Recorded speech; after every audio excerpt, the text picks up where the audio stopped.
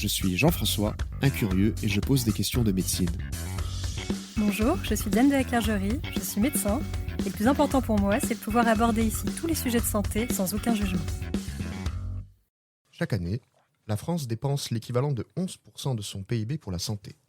Selon les données de la Direction de la Recherche, des Études, de l'Évaluation et des Statistiques, la DREES, les dépenses courantes de santé s'élèvent à 325 milliards d'euros en France pour l'année 2023, plaçant le pays au troisième rang de l'OCDE, derrière les États-Unis et l'Allemagne.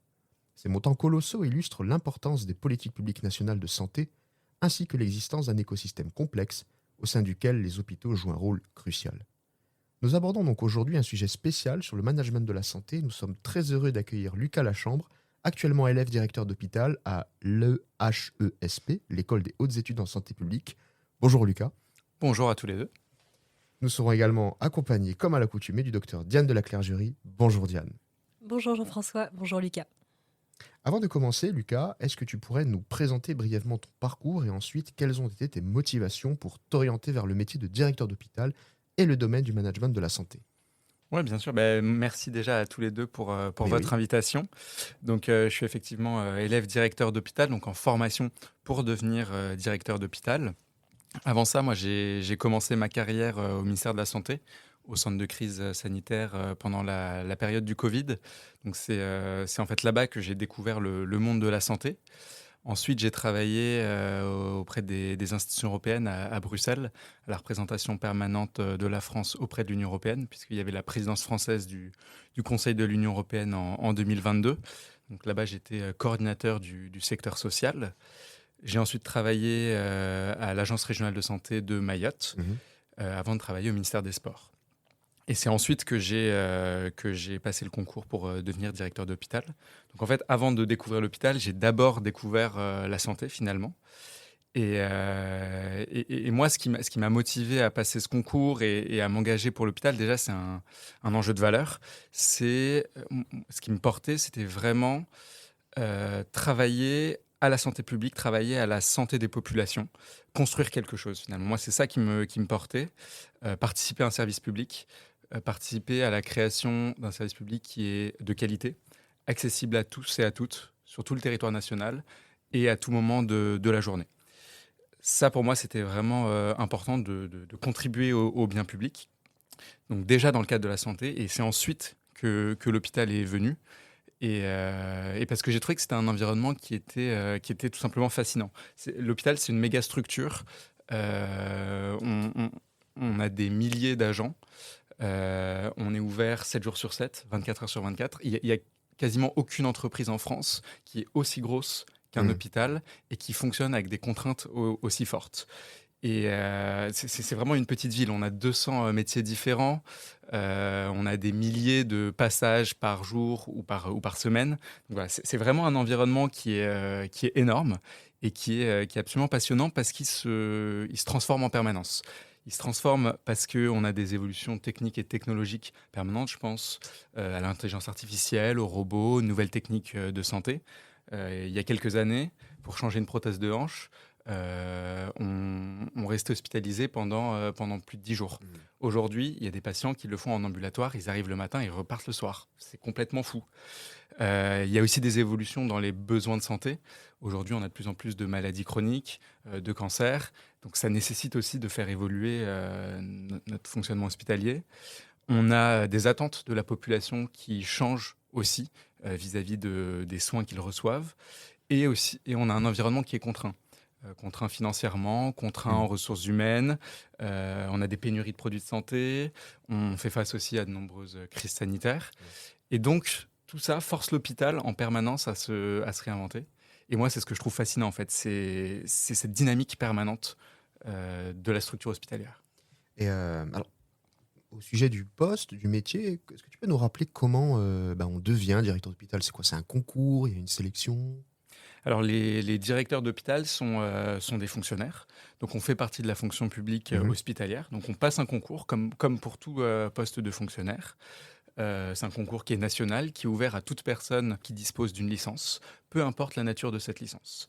Ce qui fait que moi, dans ma promotion, donc on est 100 élèves, Ça va de 22 ans à 57 ans.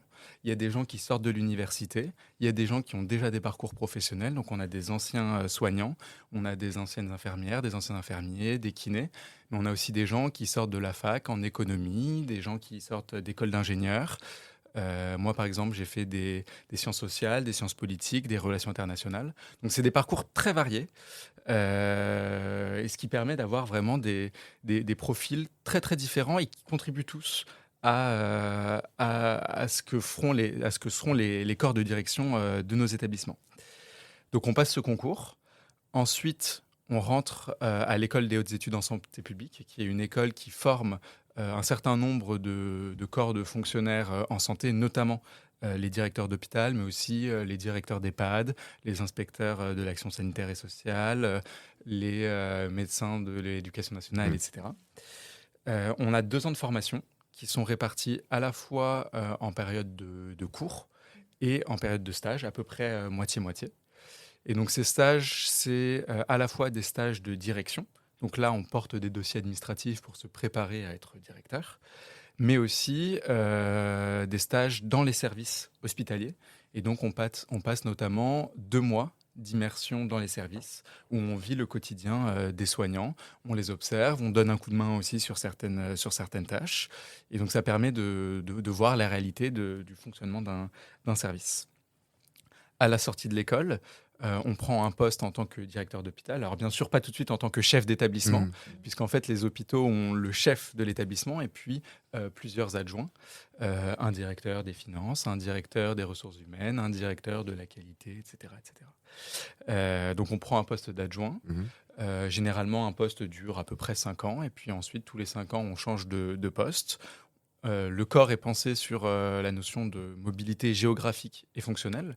Donc en fait, entre chaque poste, théoriquement, on peut changer d'établissement, potentiellement de département ou de région, mais aussi on change de direction. Donc on peut passer de directeur qualité à directeur des finances, à directeur des ressources humaines, par exemple. L'idée étant qu'en fait, on est pluridisciplinaire. On est censé être en capacité de faire un petit peu chacune de ces fonctions. Et donc, en fait, nous, on a une obligation de servir de 10 ans. Donc, c'est-à-dire que quand on commence la formation, on devient fonctionnaire, on est payé pendant notre formation. Et donc, à ce titre, pendant 10 ans, on doit servir l'État. Donc, soit en tant que directeur d'hôpital, soit dans une autre fonction publique, on peut faire des mobilités. Et si tu choisis de quitter avant les 10 ans, tu dois rembourser ta scolarité. Comment Exactement. Tu dois rembourser au prorata des années que tu n'as pas effectuées. Je te remercie. Je me tourne maintenant vers Diane. Alors, il me semble que Lucas et toi, vous vous êtes rencontrés lors d'une journée très particulière à l'Assemblée nationale. Est-ce que tu peux nous en dire plus ? Oui, tout à fait. Je trouvais que c'était important d'en parler aujourd'hui. Effectivement, on a eu la chance de se rencontrer donc à l'Assemblée nationale au cours d'une journée qui était consacrée à la lutte contre le cancer, qui est une cause qui m'est très chère. Et donc, ça a été vraiment passionnant. Il y a eu des conférences sur l'intelligence artificielle, le partenariat patient, etc. Mais aussi, on a rendu hommage à Clémentine Vergnaud. Alors, pour celles et ceux qui ne la connaîtraient pas, c'était une journaliste qui est morte à l'âge de 31 ans, malheureusement donc en décembre 2023, suite à un cancer des voies biliaires, et qui a décidé de faire de son parcours de santé un podcast qui s'appelle « Ma vie face au cancer ». Si vous ne l'avez pas encore écouté, je vous suggère de le faire. C'est vraiment le plus beau podcast qui m'ait été donné d'écouter, vraiment, c'est incroyable. Et donc, au cours de cet hommage, Lucas, justement, a pris la parole et a mentionné le fait que sa promotion de l'EHESP avait décidé de s'appeler Clémentine Vergnaud, ce qui m'a beaucoup touchée. Et on en a un petit peu discuté. Et du coup, j'aimerais que tu nous expliques aujourd'hui pourquoi est-ce que ça symbolise pour vous, en fait. Oui, tout à fait. Donc, en fait, les élèves directeurs et directrices d'hôpital ont comme tradition de prendre un nom pour leur promotion, qui est en fait une figure tutélaire. Donc, traditionnellement, c'est souvent des noms de médecins. Je pense à Axel Kahn ou des noms d'infirmières, par exemple Marie Marvin. Et donc, à chaque fois, c'est un message qui est très fort puisque c'est un petit peu dans le siège de qui on voudrait s'inscrire. Nous, au moment où on a commencé notre formation de directeur et directrice d'hôpital en janvier 2024, on était un petit peu à une période à la croisée des chemins. La période Covid était passée, la période du quoi qu'il en coûte, où l'hôpital a bénéficié de financements très importants, était finie.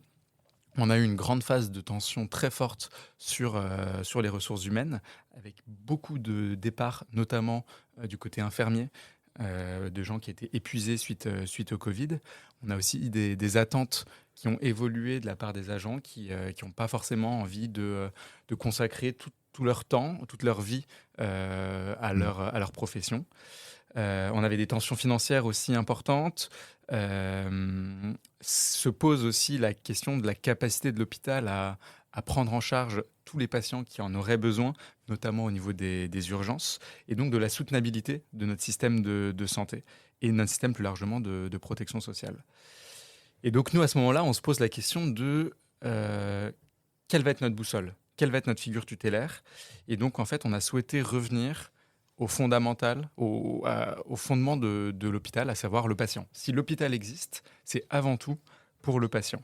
Et donc, on a décidé de prendre le nom d'un patient, en l'occurrence d'une patiente, comme figure tutélaire, à la fois pour notre exercice quotidien, le pourquoi est-ce qu'on fait ça, pourquoi est-ce qu'on fait cet arbitrage, pourquoi on va dans cette direction-là, c'est pour le patient, mais aussi pour qu'à moyen terme, une fois qu'on aura été en poste pendant 10, 15, 20 ans, on se retourne, on se dise, bon bah, qu'est-ce qui a motivé mes choix ? C'était le patient et sa dignité. Et en fait, prendre le nom de Clémentine Vergniaud, c'était, moi je le vois comme une prise de position, à savoir former le vœu d'un hôpital au service de la dignité du patient, parce que c'est vraiment ça qui est au cœur du podcast de Clémentine Vergniaud, c'est la notion de dignité, et former le vœu d'un service public hospitalier qui est fort. Parce qu'en fait, au moment où nous, on commence notre formation, il y a la 2e saison du podcast de Clémentine Vergniaud qui sort à titre posthume. Et en fait, dans ces 2 saisons de podcast, finalement, elle dit tout de l'hôpital. Elle parle de la notion de vulnérabilité et de soins qui sont au cœur en fait, de l'hôpital. L'hôpital, c'est un lieu où on a peur, où on a de la joie, où on a de l'espoir, où on a de la tristesse aussi. Et c'est ce qui fait au final de nous des êtres humains. C'est cette vulnérabilité, c'est ces émotions-là. Elle parle aussi de la relation aux soignants. Elle leur rend hommage, médecins comme infirmiers notamment. Elle parle de la question de la fin de vie digne, de comment est-ce qu'on accompagne quelqu'un qui sait qu'il va mourir dans des conditions dignes. Elle parle aussi des essais thérapeutiques, de la recherche médicale qui apporte tout son lot d'espoir, mais aussi parfois de déception, comme ça a été le cas pour Clémentine Vergniaud, qui a bénéficié d'essais thérapeutiques qui au début étaient miraculeux et qui finalement se sont révélés infructueux. Et surtout, et c'est ce que je disais tout à l'heure, en fait, elle parle de dignité. Et ça, c'est vraiment ce qui nous a porté. Et donc, en prenant ce nom de promotion, l'objectif pour nous, c'est vraiment d'initier un changement de culture, à savoir rappeler que au cœur de notre exercice hospitalier, qu'on soit soignant ou pas, notre boussole, ça doit être le patient. L'expérience du patient, elle a sa place de manière complète dans le parcours de prise en soin. Donc voilà, c'est vraiment changer la culture, changer la place du patient dans son propre parcours et le rendre vraiment acteur de son parcours finalement. Je suis tout à fait d'accord avec toi sur ce point. Et c'est vrai que le soin, c'est avant tout de l'humain. Et on le répétera jamais assez. Et c'est vrai que d'une part, pour les patients, c'est important, mais aussi du côté soignant. Et on entend de plus en plus parler de la souffrance éthique au travail, et notamment avec toutes ces contraintes dont tu as parlé déjà un petit peu, des contraintes administratives, de gestion budgétaire, etc., qui sont parfois contraires à nos valeurs du soin et qui provoquent donc beaucoup de souffrance. Et je voulais savoir comment toi tu te positionnais par rapport à tout ça. Est-ce que la notion de management bienveillant est abordée au cours de votre cursus ? Et si oui, comment ? Alors bien sûr, là, je parle en mon nom propre avec l'expérience et la vision que moi j'ai de l'hôpital et qui peut sûrement être discutée et discutable. Moi, je pense que l'hôpital, c'est effectivement un lieu de singularité avec des moments humains extrêmement forts que je mentionnais tout à l'heure, la peur, la souffrance, la mort, la naissance aussi, donc des choses magnifiques comme des choses qui sont horribles et parfois traumatisantes. Et ce qui fait que l'hôpital, notamment pour les gens qui y travaillent, est perçu comme un lieu de vocation. À savoir qu'on a le sentiment d'y être extrêmement attaché. Et c'est le cas à la fois des soignants, mais de tous les autres agents, que ce soit les agents logistiques, mais les agents administratifs et de direction également. Et en fait, cet attachement très fort à l'institution hospitalière, qui fait qu'elle fonctionne et qu'elle tourne et qu'elle a résisté pendant le Covid aussi, vient avec tout son lot de risques. À savoir que parfois, on est trop investi et en fait, ça a fini par peser sur sa vie psychologique, sur sa vie personnelle. Et ça, c'est très dangereux. Et le Covid a vraiment mis en lumière ces risques-là et l'importance de vraiment prendre soin de ceux qui soignent. À la fois leur santé physique, mais aussi la santé mentale. Et donc, il y a un vrai enjeu à ce que notre institution hospitalière ne casse pas nos agents, parce que éthiquement, on ne peut pas se permettre de détruire nos agents, mais aussi d'un point de vue complètement rationnel et organisationnel. C'est-à-dire que fatiguer nos agents, ça veut dire qu'à un moment, ils ne seront plus en capacité de travailler, on perd des ressources humaines et notre hôpital ne peut plus fonctionner. Donc c'est à la fois de l'éthique, mais aussi du purement rationnel. Donc pour revenir sur la notion de management bienveillant que tu mentionnais, moi je pense que tout management est censé être bienveillant, donc bien sûr que c'est quelque chose qu'il faut intégrer. Moi je ferais peut-être plutôt référence à la notion de management compassionnel, et là je me réfère notamment aux échanges et aux interventions qu'a pu faire ma collègue Nabila Ladjaïl récemment. La notion de management compassionnel, c'est quoi ? C'est être sensible à la souffrance de ses agents et de ses collègues, apporter une écoute active à cette souffrance, faire preuve de compréhension, reconnaître que cette souffrance existe et pas la nier, surtout, ça c'est important, mais surtout chercher à la soulager et à la prévenir. Et ça, c'est important pour créer un collectif, pour que chacun se sente part d'une action qui est plus large que soi, qui est l'hôpital finalement. Et donc ça, il y a un rôle qui est extrêmement important des directions à ce sujet-là pour identifier les postes qui sont à risque, puisque l'hôpital, c'est 200 métiers, c'est des dizaines de services, et il y a des postes qui sont très différents les uns des autres.